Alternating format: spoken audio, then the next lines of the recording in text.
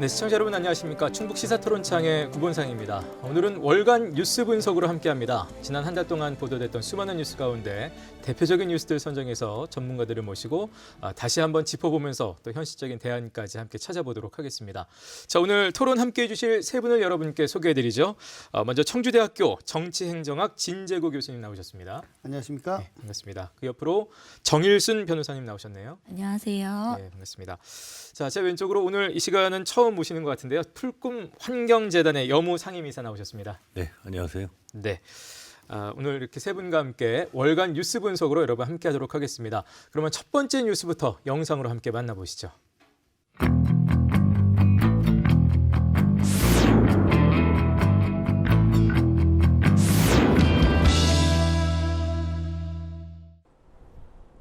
옥천 군청 입구 앞에 차려진 천막 농성장. 태양광 발전시설 설치를 반대하는 주민들이 한 달 넘도록 농성을 이어가고 있습니다. 인허가를 옥천군에서 취소해 줄 때까지 저희는 끝까지 싸울 겁니다. 마을 곳곳에도 반대 현수막이 내걸렸습니다. 태양광 시설이 들어서면 자연 경관이 훼손되고 산사태 위험도 크다며 걱정입니다. 5, 6천 평 되는 농경지도 있는데 여기에다가 태양광을 설치하면 여름에 불 보듯 뻔한 그 피해, 비 피해, 폭우 피해, 불 보듯 뻔한데 누가 책임질 겁니까? 지난 2019년 1월부터 4차례에 걸쳐 이 마을에서 이뤄진 태양광 발전시설 허가 신청 면적은 모두 15,000여 제곱미터. 소유권 문제 등으로 허가가 취소된 면적을 제외해도 12,000제곱미터가 넘습니다. 주민들은 지난해 10월까지 이 사실을 까마득히 몰랐습니다. 저희가 기가 막히게 하는 것들은 처음에는 그렇다 치더라도 이게 1년 6개월 사이에 벌어지는 일이면 그중에 한 번 정도는 사실은 얘기를 했어야 되는 거죠. 정상적으로라면 개발 면적이 5,000제곱미터를 넘어 환경영향평가를 받아야 하지만 피해갔습니다. 투자자들을 모집해 사업 면적을 쪼개서 허가를 신청한 겁니다.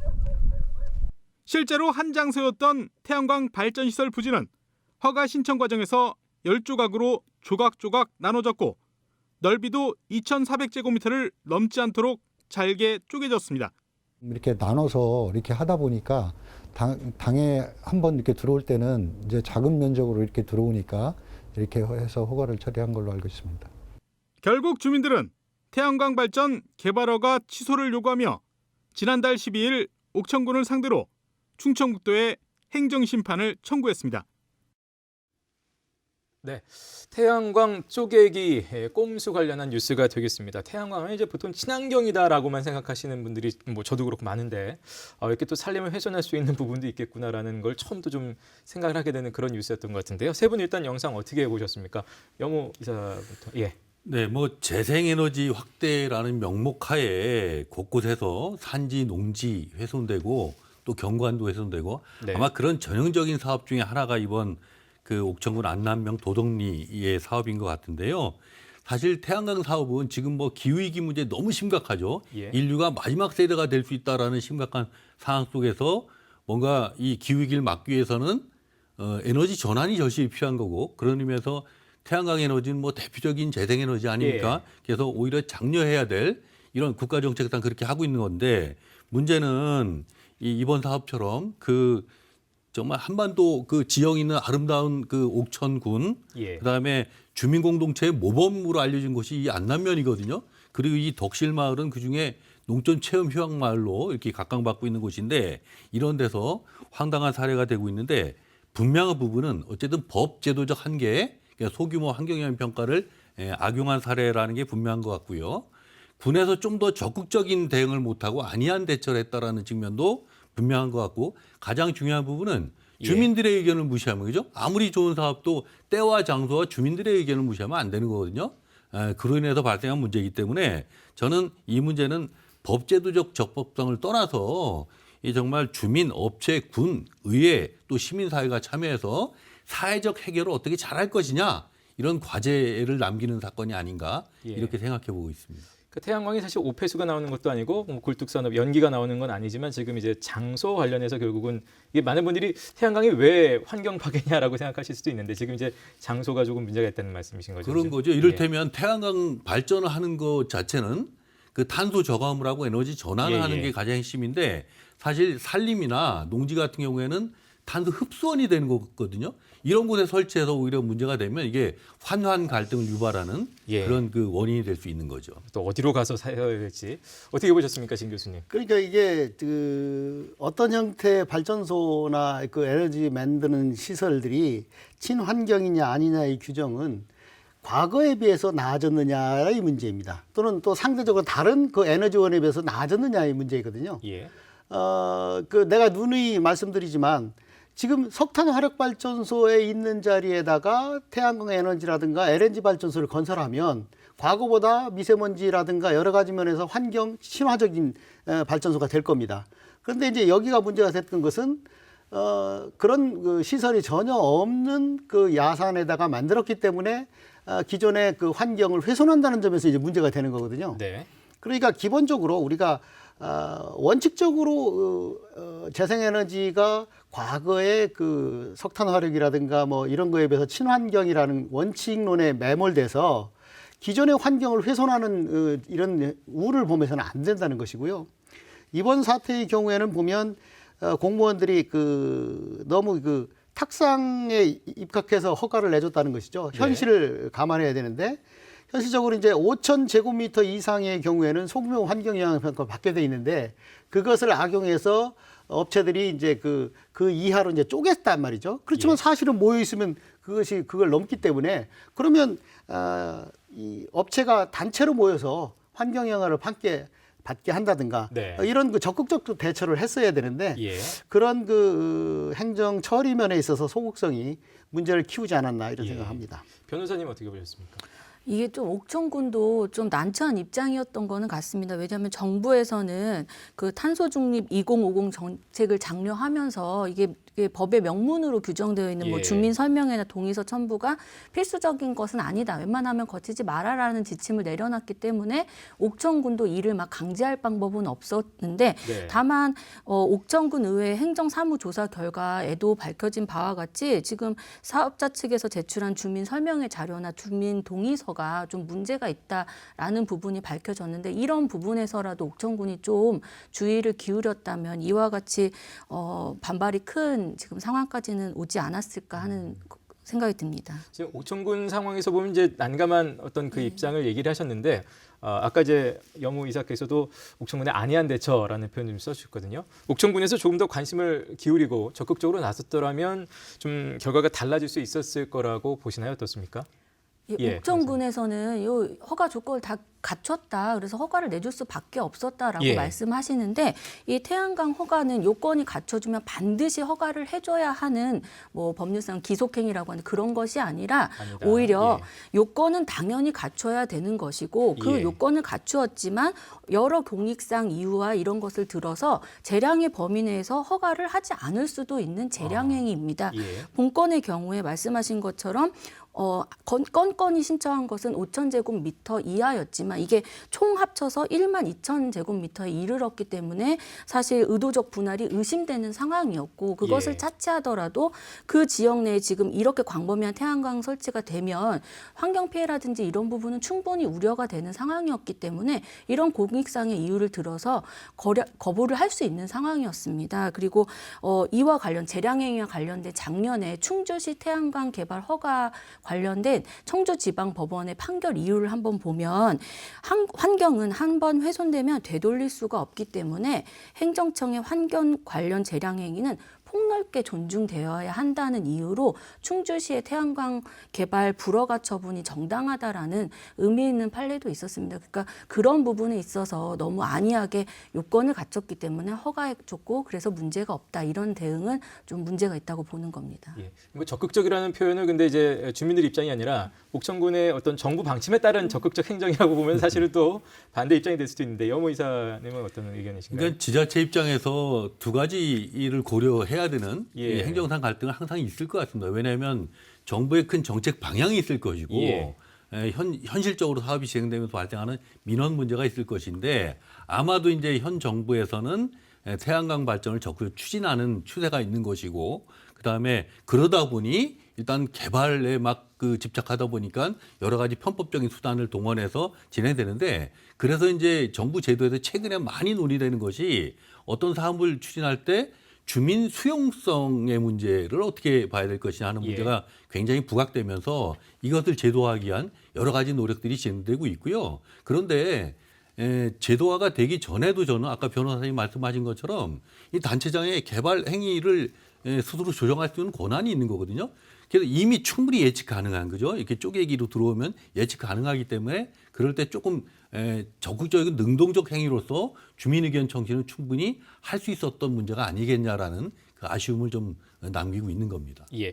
지금 현재 상황은 이제 주민들이 충청북도에 행정심판을 청구한 것으로 알려져 있는데 이게 어떻게 결정이 날까요? 뭐 단순히 갑으로 나는 것인지 아니면 또 다른 결정의 선택지가 있는 것인지 또 결정되면은 또 무조건 따라야 되는 것인지 그 후속 절차들이 좀 궁금한데요, 변호사님. 예, 행정심판의 경우에는 허가를 취소하라라는 주민들 편에선 인용 결정과 허가 처분이 적법하다는 기각결정 두 가지 중에서 한 개가 나뉘게 되는 거고요. 예. 뭐 옥천군 의회에서도 지금 옥천군의 허가 철회를 권고한 상황이긴 하지만 옥천군이 이에 반드시 따라야 할 의무는 없습니다. 옥천군으로서는 오히려 행정심판 결과에 따라서 자기들이 하는 것이 오히려 이제 책임의 소재에서도 더 나았기 때문에 행정심판 결과를 기다리고 있을 거고요. 거기에서 어떤 결과가 나오든 옥천군은 그에 따라야 되는 이제 구속력이 있는 것이지 옥천군 스스로 허가를 취소하라고 했다고 해서 이에 대해서 불복할 수 있는 방법은 없습니다. 그래서 본건은 이렇게 언론에서도 많이 보도된 것처럼 환경상의 문제도 크기 때문에 뭐 변호사로서는 조심스럽게 행정심판에서도 허가 취소가 될 가능성이 높다라고는 말씀드리겠지만 이 건은 허가 취소의 직접 상대방인 업체와 옥천군의 소송이 그 심판이 아니라 그 제3자라고 볼 수 있는 주민들이 행정심판을 청구한 건이기 때문에 보통 청구인 적격이라고 하는 이 주민들이 환경 피해가 우려되어야만 그분들이 행정심판도 제기할 수 있고 이제 그럴 경우에 허가를 취소하라는 인용 결정이 나오는 거기 때문에 두 가지의 관문을 통과하여야 하기 때문에 이 부분 좀 추이를 봐야 될 것 같습니다. 그렇군요. 사실 이 문제는 뭐 옥천군만의 문제는 당연히 아니겠습니다. 신재생 에너지 관련해서 전국 각지에서 역시 많은 비슷한 민원들이 올라오고 있는데 결국은 태양광이든 풍력이든 뭐 이런 신재생 에너지라도 결국은 그 세워야 되기 때문에 그 세우는 장소에 어떤 환경 파괴가 일어나는 것들은 또 어쩔 수 없어서 이런 부분들의 문제는 좀 어떻게 풀어가면 해답이 될 수 있을까요? 글쎄요. 아까 제가 잠깐 말씀드렸듯이 친환경이냐 아니냐의 규정은 상대적인 것입니다. 지금 현재 그 환경 그 친화적이지 않은 석탄 화력 발전소의 자리에다가 태양광 발전을 한다든가 또는 뭐 그보다는 못하지만 LNG 발전을 건설한다고 하면 당연히 그거보다 나아지기 때문에 주민들도 환영할 것이에요. 네. 그런데 아무것도 없던 자리에다가 새로 신재생 에너지기든 태양광이든 풍력이든 설치하게 되면 그에 따른 개발 행위가 발생하기 때문에 어느 정도 환경을 훼손하게 된다는 거죠. 네. 그 어느 정도의 환경 훼손이라고 하는 것이 과연 정부의 정책 구현의 의지와 주민들의 피해에 관해 어떤 보상점을 찾을 수 있느냐 하는 문제예요. 그러니까 이런 문제에 있어서는 행정당국이 자치단체가 적극적으로 나서야 된다는 겁니다. 말하자면 아까 말한 대로 법적 요건을 갖췄으니까 쪼개기로 하더라도 우리는 문제가 없다. 이렇게 얘기하는 것 자체가 주민을 무시하는 처사이죠. 이 똑같은 예가 내가 늘상 강조하지만 아무것도 없었던 자리에다가 SK 하이닉스가 LNG 발전소를 건설하는 문제를 가지고 이제 내가 충북도라는 얘기를 했거든요. 이 문제는 무슨 얘기냐? 거기에 석탄 화력 발전소가 있었던 자리에 LNG 발전소를 건설하면 그건 친환경적이 되는 것이기 때문에 문제가 없어요. 근데 시내 한복판에 아무것도 없던 자리에다가 LNG 발전소를 건설하면 물론 석탄 화력 발전소보다는 절반의 미세먼지를 발생하지만 여전히 그거는 소각장 한 기를 건설하는 것과 같은 환경 친화적이지 않다는 것이죠. 말하자면 옥천군과 마찬가지죠. 옥천군도 거기에 석탄 화력 발전소가 있던 자리에 태양광을 건설하면 아무런 문제가 없지만 산림이 있던 자리에다가 청정지역에다가 그걸 만든다고 하면 어느 정도 환경 훼손이 일어나게 되고 그런 것을 해결할 수 있는 주체적인 입장은 자치단체입니다. 자치단체가 과연 그것이 꼭 필요한 것인지 그런 것이 주민의 입장에서 어느 정도 반영이 됐는지에 대한 판단을 가지고 적극적인 행정을 펼쳐야 된다는 거죠. 영의사님. 저는 어쨌든 이 태양광 발전의 입지 문제와 관련돼서 꼭 우리가 짚고 넘어갈 부분이 있다라고 보여지는데 일단 수익 구조를 살펴봐야 돼요. 태양광 발전을 하면 수익 구조가 두 가지로 되는데 하나는 S&P라고 그래서 전력 판매 수익을 받는 거예요. 한전이나 이런 데에서 받는 거. 여기 더하기 뭐가 있냐면 REC라고 해서 이게 신재생 에너지 인증서를 또 한번 받게 되거든요. 예. 그러니까 사실 전력 판매를 하면은 이 두 가지를 동시에 이제 가지고서 그 이익을 창출하게 되는데 문제는 이 REC라고 하는 신재생 에너지 인증서에 가중치를 정해놨어요. 그건 이제 그때그때마다 정부의 정책 방향에 따라서 이게 설정을 하는데 문제는 이 REC의 가중치를 정하는 방식이 그 입지가 어디냐 하는 예. 문제하고 용량에 따라서 정해주는 거거든요. 그래서 이를테면 이제 일반 부지 같은 경우에는 보통 전력 판매 금액 대금 대비 0.7 곱하기 1.2 사이 곱하기 해서 한 번 더 쳐주는 거거든요. 그런데 기존 건축물에 한다 그러면 1.5를 곱하기 해주는 거예요. 예. 이 입지마다 차이가 있는데 문제는 처음에 이 REC라고 하는 거 재생에너지 인증서를 제도를 시행됐던 게 2012년도인데 이때 처음 우리나라 이제 시행을 했는데 요때 전, 답, 과수원, 목장, 임야 이렇게 농지나 산림 같은 경우에는 0.7 정도의 가중치만 부여했던 거예요. 예. 그런데 2014년에 한번 크게 개정을 하는 과정에서 이 조금 전에 얘기했었던 농지나 예, 예. 산림 플러스 모든 부지를 합쳐가지고 뭉뚱그리면서 0.7에서 1.2까지 예. 그러면서 산림 그러면 뭐 땅값도 싸고 하니까 뭐 태양광 발전에 노다지처럼 맞지 이렇게 돼가지고 산림에서 굉장히 많이 됐던 거거든요. 예, 예. 이게 너무 심각해지니까 사실은 2018년도에 현 정부 들어와서 한번 개정을 합니다. 예. 그때 개정은 뭐냐면 태양광 부작용 해소 대책이라는 별칭이 붙을 만큼 그래서 임야 지역, 산지 지역에 태양광화가 안 낼 수 있도록 조치를 하게 되는데 이때 다시 0.7로 가중치를 하향 조정을 예. 해요. 문제는 이때 농지도 같이 했어야 된 건데 농지는 그대로 뒀다는 거예요. 빠졌군요. 예, 결론적으로 2019년, 20년으로 오면서 산림 쪽에 설치되는 태양광은 거의 뭐 60% 정도가 축소됐다 할 정도로 많이 줄은 거거든요. 문제는 그 전에 이제 설치한 그 태양광 발전소가 문제가 되는데 역시 근데 이 시기에 농지는 산지의 어떤 대안 입지로서 예. 왜 가중치가 남아있으니까 이러면서 농촌 지역의 주민들과 갈등을 촉발하는 그래서 제가 볼 때는 가장 심각한 문제는 지금 농지도 어떻게 보면 그 산지처럼 예. 탄소 흡수원이란 말이에요. 그죠? 이런 곳에 굳이 태양광을 억지로 설치할 필요가 없다고 한다면 농지 부분에 관한 가중치도 예. 산지처럼 좀 다운시켜서 개발을 억제할 필요가 있겠다. 이게 아마 핵심적인 제도 어떤 개선의 과제가 아닐까 생각을 합니다. 그렇군요. 자, 혹시 아까 변호사님 뭐 관련된 판례도 말씀하셨는데 그 외의 판례가 또 있으면 소개해 주시고 없으면 댓글 넘어가겠습니다. 예, 충북 지역 관련해서 작년에만도 충주시의 한 건, 영동군의 경우에 3건의 행정소송이 태양광 관련해서 이루어졌는데 다 아까 같은 말씀드린 취지로 그 공익상, 환경을 보호하려는 공익상의 이유가 크다는 이유로 기각됐던 바가 있고요. 예. 역으로 이제 서울시 강남구청에 보면 시유지인 수서역 공영주차장에 태양광 개발을 불허한 처분에 있어서는 다르지 않습니까? 공영주차장에서 이 부분에 대해서는 불허가 처분이 부적법하다라는 이유로 허가를 해줘라라는 판례가 있었습니다. 예. 관련된 시민들의 뭐 댓글이 있을까요? 예, 신 교수님. 이게 댓글을 찾아보니까 제가 이제 옮기기 어려울 정도로 이념 성향으로 도배돼 있어서 제가 옮기기는 어려운데요. 네. 이런 겁니다. 댓글들이 과거에는 이제 순수하게 그 문제에 관해서 댓글을 달았었는데 이거 신재생 에너지 문제는 어느 순간 그 이념 논쟁이 돼가지고요. 보수 지지자들은 원전을 옹호하고 있고 진보 지지자들은 태양광 에너지를 신재생 에너지를 옹호하다 보니까 신재생 에너지의 문제점이 나오면 대거 보수 지지자들 들어와서 이념적 성향을 이제 표출해냅니다. 사실 이 환경 문제에 관해서 우리나라처럼 이렇게 원전이라든가 이런 기존의 그 에너지원이나 신재생에너지나 각각의 장점도 있고 문제점도 있어요. 그러니까 공정한 차원에서 문제를 제기하고 그 부작용을 해소하는 방향으로 나가야 되는데 원전 지지론자들은 원전의 위험성이라든가 최근에 일본의 그 후쿠시마 원전의 문제라든가 뭐 이런 것들에 대해서 입을 닫고 있어요. 원전이 갖고 있는 지금 생산 단가가 싸다는 것만 얘기하지 그것이 위기 때 엄청난 재앙이 될 수 있다는 문제에서 입을 닫고 있고 또 신재생 에너지를 주장하는 쪽에서는 그것을 아까 말한 대로 신재생 에너지가 과거에 어떤 원전이라든가 이런 것을 대체하는 데 들어가는 비용상의 부담 문제에 대해서는 또 입을 다물고 있단 말이죠.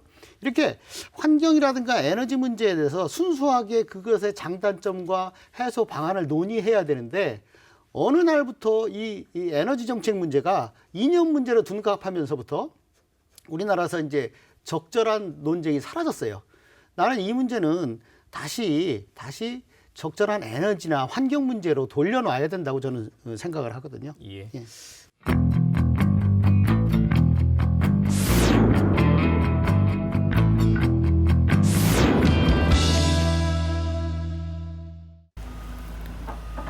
중장비가 까맣게 변한 덩어리를 연신 화물차에 싣습니다. 지난 2019년 한 운송업자가 무단으로 버리고 간 음식물 쓰레기입니다. 당시 추산된 양은 350톤, 장소도 제각각이었습니다. 한여름에 탈수만 마친 음식물을 그대로 버리는 바람에 썩으면서 악취와 침출수까지 발생했습니다.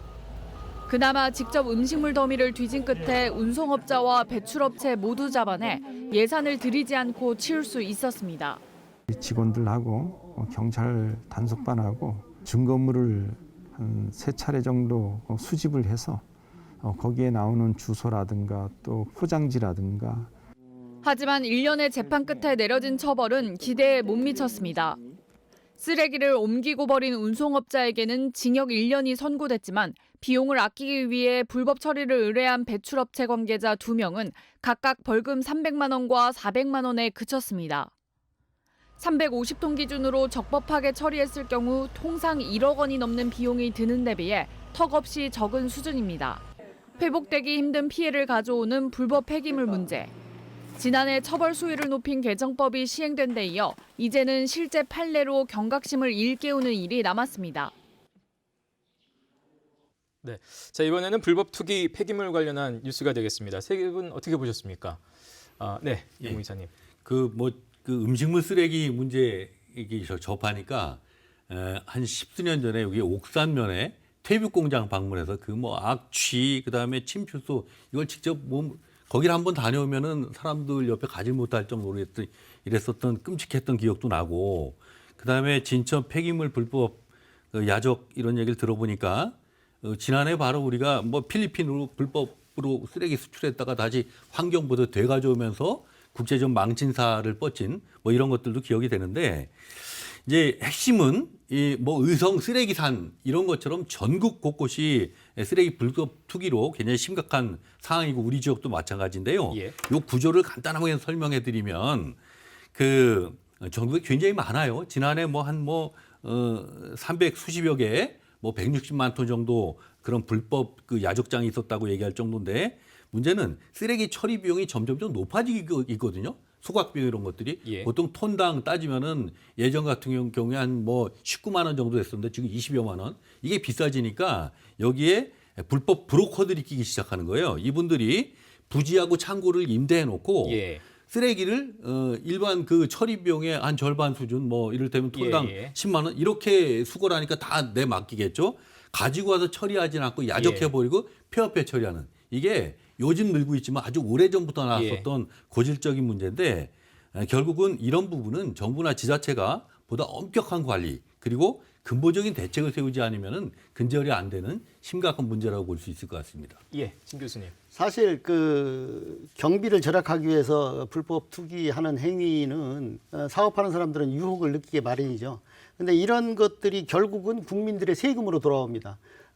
작년 한 해 이런 불법 폐기물을 처리하기 위해서 세금으로 투입된 돈이 1,200억이 넘어요. 이런 것들을 감안한다 보면 결국 아주 약한 처벌 이런 것들이 그런 유혹을 빠지게 하는 것이기 때문에 기본적으로 환경 법만 적용할 것이 아니라 징벌적 손해배상이라든가 엄격한 신체형 말하자면 대부분이 벌금 형태로 무너지기 때문에 그 사람들 입장에서 보면 내가 얻은 이익에 비해서 벌금이 싸다 이거죠. 그러니까 사실상 그런 경제사범에 대해서 징역형을 한다든가 이런 엄격한 처벌이 선행되지 않으면 이건 근절될 수가 저는 없다고 생각합니다. 예. 관리의 이름 말씀하셨는데 같은 의견이신 것 같고 정 변호사님 어떻게 보셨습니까? 예, 뭐 저희 여기 보신 분뿐만 아니라 충북 진천에도 지금 몸살을 앓고 예. 있고 전국적으로 문제가 있는데 뭐 작년에 법 개정이 돼서 말씀하신 대로 그 처벌도 강화되고 징벌적 과징금도 뭐 도입은 되고 했는데도 여전히 이런 문제가 남아 있는 것은 실무에서 진 교수님 말씀하신 대로 좀 추징금이라든지 예. 아니면 형사적 처벌 강화하고 또 사전적으로 단속을 강화해야 되는 부분들이 있을 것 같습니다. 예. 지금 이제 산처럼 쌓이는 그 폐기물, 실제로 불법 폐기물이 처리 과정은 어떻게 되나요? 뭐 업주가 다시 뭐 처리를 한다든지, 근데 감당할 능력이 안 된다면 결국 진 교수님 말씀대로 세금이 투여가 되는 것인지 어떻습니까? 그렇죠. 맞아요. 지난번에 예. 그 국제적 이슈가 됐던 의성 쓰레기산을 처리하는데 환경부하고 의성군이 280억 원을 들였어요. 그걸 정상적으로 지금 한 500억이 들었다고 하는데 그것을 이제 하나의 그 교훈장으로 삼기 위해서 여러 가지 형태의 그 방식으로 그걸 재활용하는 방식으로 이제 했다고 하죠. 그래도 280억이 들었는데 그것을 하는 과정에서 업자가 취했던 이익이라든가 이걸 감안하면 과연 그 문제를 일으켰던 그 쓰레기 업주들이라든가 처리업자들에게 어떤 형태의 징역형이 내려졌냐 하는 얘기죠. 말하자면 이 국민들은 세금으로 뒤치다거리를 하는데 그 사람들은 자기 이익을 위해서 계속 그 짓을 할 것이기 때문에 앞으로 이 문제의 경우에는 감당할 능력, 뭐 처리는 정부가 돈을 투입하면 할 수 있죠. 할 수 있지만 그런 것들이 자행되지 않도록, 이건 고의적인 것이기 때문에 자행되지 않도록 그런 범죄자들에 대해서 신체형, 징역형을 부과할 필요가 있다는 겁니다. 예. 그런 것이 이 사람들이 그런 형태의 그 유혹에 넘어가지 않도록 하는 전제 조건이라고 저는 생각합니다. 예. 유혹이라는 표현하셨는데 사실 아까 화면에서도 나왔습니다만 적법한 비용으로는 1억 원, 예. 벌금으로 가면 이제 운송업자의 경우 300만 원, 400만 원이기 그렇죠. 때문에 예. 이 차이를 유혹을 넘어서는 어떤 수준의 예. 상당히 차이라서 이 현행법상 이런 부분들은 어떻게 좀 예. 예. 지금 말씀하셨던 의성군 사례를 보면 그래도 여기에는 그 전 대표에게는 징역 5년, 전 임원에게는 징역 3년의 실형과 함께 추징금 14억 원이 선고됐습니다. 또 예. 만약 이분들을 대신해서 행정 대집행에 의해서 비용이 발생했기 때문에 또 이에 따라서는 구상권을 행사할 수는 있습니다. 정부가. 예. 그런데 실질적으로 이 대표라든지 임원 회사가 실질적 자력이 없을 때는 이거를 어떻게 실질적으로 해소하느냐의 문제는 남아 있고 법에서는 이분들이 처리할 수 없을 경우에 심지어 토지 소유주에게까지 이걸 그러니까 처리하도록 명할 수 있는데 뭐 임료 얼마 조금 받으시는 토지 소유주가 이에 대해서 적극 가담한 바가 없고 알지도 못했다면 이 부분은 오히려 이런 불법 폐기를 방조하는 효과가 나타나지 않을까 하는 좀 우려가 있습니다. 지금 뭐 14억 원을 추징한 경우도 있지만 지금 화면에서 보면 벌금 300만 원, 400만 원 그게 현행법 아닌가요? 예. 생활 폐기물과 사업 폐기물이 좀 다릅니다. 예, 그래서 예. 생활 폐기물의 경우에는 보신 바와 같이 2년 이하, 2천만 원 이하지만 사업 폐기물을 그 방치한 경우에는 징역 7년 이하, 7천만 원 이하의 벌금에 처해지도록 되어 있고요. 또 이 부분 이제 개정법이 작년에 시행됐는데 이제서야 대법원 양형위원회에서 예. 올해 1월달에 양형 기준안을 좀 공표를 했는데 이 그 기준안을 보시더라도 이렇게 7년형 징역형이 있을 때 권고형이 징역 8월에서 징역 2년 정도를 기본으로 하되 예. 거기에 좀 감경 사유가 있으면 조금 더 감경해주고 좀 너무 범죄 질이 나쁘다든지 하면 가중하되 그 가중했을 경우에도 최대한 4년 정도를 선고해라라는 이제 기준안을 지금 1월에 마련한 예. 상황이어서 이제 향후에도 사실 우리가 생각하는 것만큼 엄하게 뭐 징역 7년이 예, 법정형으로 돼 있다가 막 5년, 7년씩 예. 실질적으로 실형을 살기라는 것은 조금 어려워 보이긴 합니다. 예. 부분 어쨌든 제가 조금만 예. 부연하면 불법 투기일 경우에 7년 최고 7년까지 징역을 할 수 있다고 돼 있는데 이제 비공식적인 시설에 불법으로 야적하게 되면 2년 이하로 줄게 돼 있어요. 예. 이런 법망을 다 피하고 하는 거기 때문에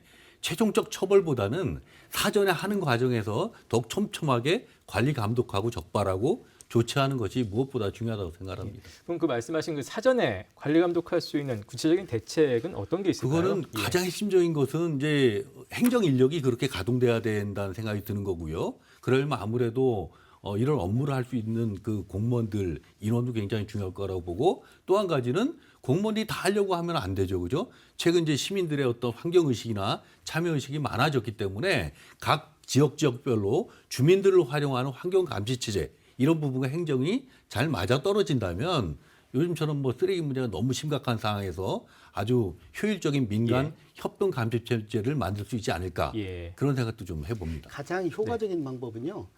쓰레기도 말하자면 어떤 그 산출물처럼 발생 단계에서부터 추적 감시를 하는 겁니다. 그러니까 말하자면 내가 쓰레기를 발생시켰는데 그 쓰레기가 어디로 갔는지를 정부가 파악하지 못하고 있으면 안 되거든요. 그래서 환경부의 올바로 시스템에 이제 폐기물 관련법이 개정되면서 폐기물의 그 수집 운반 단계에서부터 올바로 시스템에 입력하도록 이제 최근에 규정을 강화했는데 이 업주가 어떤 형태든지 건축물 쓰레기든 또는 그 쓰레기가 발생할 수 있는 그런 일이 있으면 반드시 쓰레기의 발생량부터 신고에 들어가도록 그러면 그것이 같은 어떤 절차를 통해서 처리됐는지에 대해서 소명하도록 하는 것을 의무화할 필요가 있다는 겁니다. 그래야만 내가 불법 처리가 불가능하게 된다는 것이기 때문에 환경부에는 시스템을 정비해서 쓰레기의 발생 단계에서부터 그 쓰레기의 발생 원인자가 어떤 방식으로 발생을 했고 규모가 얼마고 어떻게 처리했는지를 항상 체크할 수 있도록 시스템을 갖출 필요가 있습니다. 교수님 말씀 받아서 제가 조금 더 근본적인 말씀을 좀 드리면 사실은 쓰레기 발생된 이후에 처리하는 것은 너무 국한적일 수밖에 없는 거거든요. 쓰레기를 발생하는 게 자체가 문제라고 한다면 발생 자체를 줄이는 것이 제일 중요하다는 생각이 들고요. 그렇다고 한다면은 사실은 폐기물 관리의 우선순위 법칙이라고 하는 게 있어요. 맨 처음에 안 나오게 하는 거, 감량. 그다음에 이제 나오면 재사용하게 하는 거, 그다음에 재활용, 그다음에 뭐 열이나 에너지 회수, 그다음에 안전처리 이런 원칙이 있는데 그런 것들을 국가 정책적으로 아주 명확하게 할 필요가 있겠고 또 한 가지는 예전 같은 경우에 생산, 소비, 폐기 이렇게 경제 구조 속에서 자원은 이례적으로 쓰고 버리는 개념이었다고 한다면 그 생산, 소비, 관리, 재생 이래서 자원이 순환되는 순환 경제로 전환이 지금 뭐 그린 뉴딜 얘기하는 판에서 굉장히 중요한 과제로 부각되고 있고요. 그래서 지금 그 한 말씀만 더 드리면 사실은 두 가지 악재라고 그래요. 하나는 2018년도에 중국에 우리 재활용 쓰레기 수출하던 것이 다 막혀서 쓰레기 처리에 일단 난항을 맞고 있는 거고 게다가 코로나로 인해서 엄청난 택배 물량, 뭐 음식 배달 이러면서 일회용 포장용기 굉장히 많이 나오는 거거든요. 이런 문제를 극복할 수 있는 유일한 방법은 지금 시스템이 없는 상태이기 때문에 국민적 의식과 국민적 실천을 통해서 대응을 세워야 되지 않는가. 뭐 이런 얘기들을 많이 하고 있는 겁니다. 관련해서 댓글 들으면서 저희 뭐 마치도록 하겠습니다. 이 쓰레기에 대해서는 대부분의 댓글들이 처리가 약하다, 처벌이 약하다 이 논리입니다. 대표적인 게 폐기물 처리 1억 원당 10년씩 교도소에 보내면 될 거다 이렇게 하셨더라고요.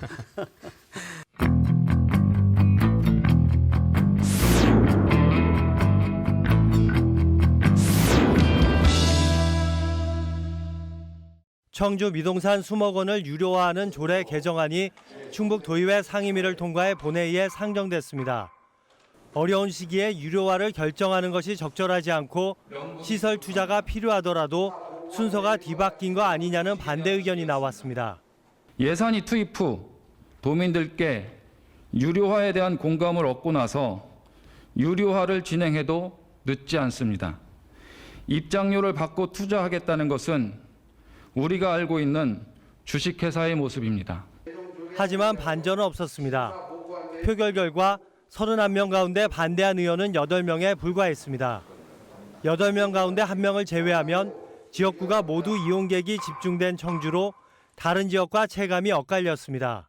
논란 끝에 미동산 수목원 유료화가 확정되며 충청북도의 개발 구상도 속도가 날 것으로 보입니다. 가상현실 체험시설 등을 확충하는 발전 전략을 앞서 환경단체와 도의회에 설명했습니다. 발전 전략에는 모노레일 설치도 포함됐습니다. 어떤 서비스를 개선하겠습니다. 먼저 그 순환형 전기 모노레일 같은 이런 그 새로운 시설 설치를 하고. 현재 입법 예고 중인 관련법이 개정되면 수목원 내 숙박시설과 식당 등의 수익사업도 가능해집니다. 다만 미동산 수목원의 규모가 다른 수목원과 비교해 그리 크지 않고 모노레일 설치에는 일부 환경단체가 우려를 표시하고 있어 임기 말 이시종 지사가 얼마나 힘있게 추진할지는 미지수입니다. 네, 청주 미동산 수목원이 이제 유료화된다는 얘기입니다. 저도 이제 청주 처음 왔을 때 갔던 곳이 미동산 수목원인데 이 영상 뉴스 어떻게 보셨습니까? 예, 영 의사님. 참 좋죠. 미동산 수목원 좋고 뭐 여러 가지 모색하는 건 좋은데 도민들이 위한 공공 서비스인데 굳이 그걸 뭐 몇 억 때문에 받아야 되겠냐 이런 측면에서 부정적인데 하지만 서비스 질을 개선하고 뭐 지속 가능한 운영을 위해서는 또 필요하다. 왜냐하면 전국에 대부분 수목원이 그렇게 유료화를 하고 있기 때문에 그런데 이제 우리가 여기서 판단해야 될 꼭 짚어볼 문제는 과연 현재 입장료를 받을 만한 서비스질을 확보하고 있는가. 또 한 가지는 이렇게 유료화로 전환하는 과정에서 의견 수렴과 논의 과정이 충분하게 됐는가. 이 문제가 관건이라고 생각을 합니다. 네, 진 교수님. 예, 지금 제가 찾아보니까 방문자 리뷰가 상당히 긍정적이고요. 5점 만점에 평점이 4.37 정도 될 정도로 미동산 수목원이 호의가 좋습니다. 그런데 문제는 이제 유료화 정책을 왜 하느냐 하는 문제입니다. 대부분의 경우에 이제 공공 서비스라고 하더라도 그것을 전 국민이 소비하지 않고 특정한 사람들이 소비할 경우에는 수익자 부담의 원칙에 의해서 일정 부분 서비스 제공 받는 사람들한테 요금을 청구하는 게 맞습니다. 그러니까 미동산 수목원의 경우에도 충북도민이 전부 균형적 있게 이용하지 않는 것이기 때문에 그걸 많이 이용하는 사람들한테 어느 정도 일정한 수익자 부담의 원칙에 따라서 부과하는 건 맞는데 그것이 어느 정도일 것이냐라는 것은 미동산 수목원이 정상적인 운영이 가능할 정도이면 됩니다. 어차피 그런 것을 통해서 이익을 남길 수 있는 구조는 아니기 때문에. 근데 문제는 지금 비디오를 보니까 입장료를 현실화해서 앞으로 위락시설을 만들겠다고 하는 거예요. 이 충청북도가 입장료를 통해서 수익자 부담 원칙을 구현하는 것까지는 적정한데 그것을 통해서 더욱더 발전적인 투자를 하고 이것을 미동산 수목원이 위락시설로 전락하게 만든다고 하면 그건 정책적 오류죠. 그렇게 되지 않기를 환경단체에서 제어해 주시기를 저는 바랍니다. 변호사님 어떻게 보셨습니까? 저도 여러 차례 수목원 아이들이랑 갔었는데 오히려 이제 코로나19가 장기화되면서 뭐 마스크 잘 쓰고 수목원 여러 차례 갔습니다. 근데 지금 현 상황으로서는 이렇게 유료화까지 할 만한 시설이 있느냐라는 좀 의문이 들고 또 다른 이제 조금 뭔가 힘든 시기에서 유료화 성급히 하는 건 또 문제가 있다라고 생각하고요. 관광객 입장료 이제 발표된 걸 보니까 어른의 경우 2,500원, 뭐 어린이는 1,500원 해서 하는데 그 단체 관람가 30명 이상의 단체 관람가 도민은 500원씩 할인안을 내놓고 계신 것 같습니다. 이 부분 역시 다른 지자체 가보면 이제 도민의 경우에는 50% 할인이라든지 그 무료의 경우가 많은데 이 부분 입장료 부분에 있어서도 도민에 대한 배려가 좀 적지 않았나라는 아쉬움이 있습니다. 일단 도의회에서 통과는 된 사안이거든요. 이제 혹시 유료화, 뭐 아까도 이제 우려되는 점도 말씀하셨습니다만 뭐 기대되는 점, 또 우려되는 점 어떤 것들 더 있을까요? 저는 뭐 일단 도의회에서 통과시켰기 때문에 제도화 된다고 하고 만약에 유료화 된다면 이게 그래봤자 1년 지금 30만 명 입장객 얘기하는데 곱하기 2,000원 이렇게 하면 1년에 6억 원 정도 되거든요. 이거 가지고 교수님 말씀처럼 위락시설 투자해봤자 얼마 되겠어요. 그래서 저는 기왕이면 입장료를 받게 된다면 어떻게 쓸 것인가. 하드웨어에 투자할 것이 아니라 그건 따르게 해야 되는 문제고 소프트웨어로 이를테면 여기 뭐 생태 체험 교육이라든지 굉장히 열심히 잘하는 분들 많거든요. 그런 분들을 활용해서 한 뭐 수십 명의 해설가 체험 안내자들을 배치한다면 1년에 오는 모든 사람들에게 그런 양질의 서비스를 제공할 수 있거든요. 그래서 어찌됐건 뭐 유료화의 찬반을 떠나서 혹은 입장료를 받게 된다면 그 비용은 소프트웨어를 개선하는 쪽으로 사용하는 것이 좋겠다 이런 생각을 좀 하고 있습니다. 저는 이제 우려되는 게 바로 그거예요. 입장료를 징수하기 전에 30만 명이 이용을 했는데 입장료를 2,000원 정도 징수하는데 30만 명이 그대로 이용하잖아요. 줄 수 있죠. 조금 줄더라도 뭐 그 정도 하잖아요. 그럼 정책 당국에서 판단 착오를 할 가능성이 있어요. 이 정도 입장료는 다 저항이 없구나. 그러면 우리가 이걸 위락시설로 좀 더 확대 개편하면 저 입장료 올려도 되겠구나. 이런 착각을 해서 이게 미동산 수목원이 아니라 미동산 놀이동산이 될 가능성이 있다는 거죠. 그런 정책적 판단이 오류를 통해서 주민들을 실망시키는 결과를 가져올까 봐 두렵습니다. 이제 입장료를 소위 말하는 받을 만한 서비스질 해서 아까 발전 전략으로 나온 것이 영상에서 이제 모노레일이 일단 나왔거든요. 이게 또 사실은 엄청난 예산도 투입돼야 되고 그만큼 또 훼손되는 어떤 부분도 있을 텐데 이거 어떻게 보셨어요? 아까 소프트웨어로 강조하셨기 제가 때문에. 사실 이제 그 검색을 해봤어요. 예. 현재 2월 중에 모노레일 관련된 뉴스 검색을 그 포털 사이트에 해봤더니 일일이 언급할 수 없겠지만 한 10가지 정도 나와요. 동시다발로 지금 추진 중이라든지 문제가 되는.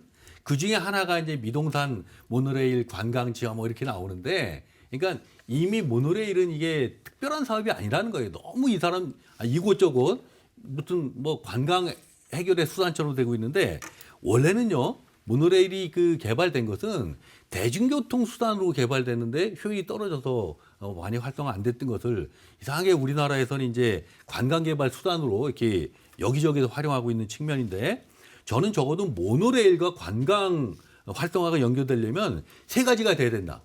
그렇다면 아주 스릴을 만끽할 수 있든지, 아니면 아주 수려한 전망과 경관을 볼 수가 있다든지, 또 한 가지는 접근이 평상시 불가능했던 곳을 이걸 통해서 간다든지, 뭐 이런 것들이 있어야 되는데, 과연 미동산이 이런 모노레일을 설치하는 곳으로 어울리거나 적합한 것인가 아닌가를 판단하는 것이 중요하다. 예. 또 한 가지는요, 과연 여기를 관광 활동화를 굳이 할 거냐. 관광 활동화는 외부 손님들을 받는다는 거거든요. 아니면은 우리 도민들이 정말 저렴하고 편하게 이렇게 서비스 제공 차원에서 이용하게 할 것인가의 방향이 명확해야 되는데, 저는 그런 측면에서 우리 도민들이 편하고 만족스럽게 찾을 수 있는 시설로 정확히 개념을 잡고 가는 것이 좋지 않을까, 이런 생각을 해봅니다. 휴양시설로서의 미동산 수목원은 가치가 있을지 모르지만, 위락시설로서는 서울에 있는 여러 가지 놀이시설에 비해서 경쟁력이 떨어져요.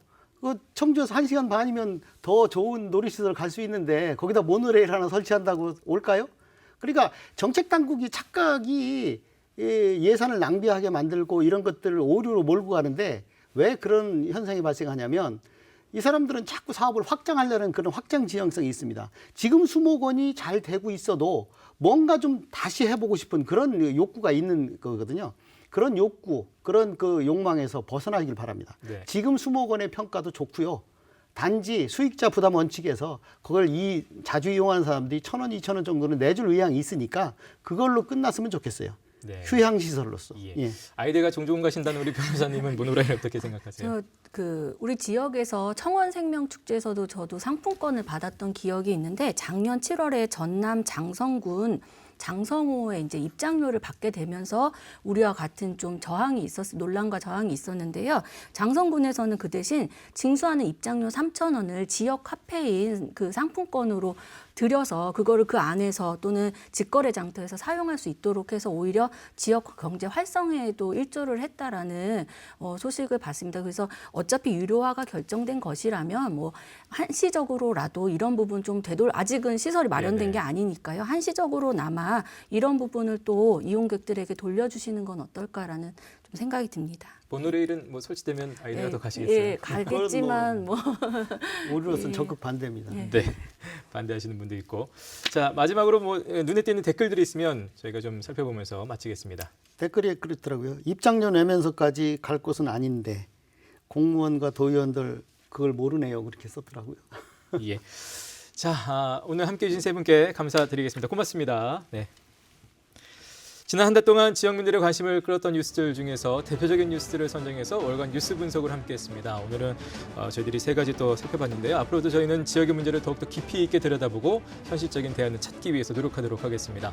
2월의 월간 뉴스 분석은 여기서 마치겠습니다. 시청해주신 여러분 고맙습니다.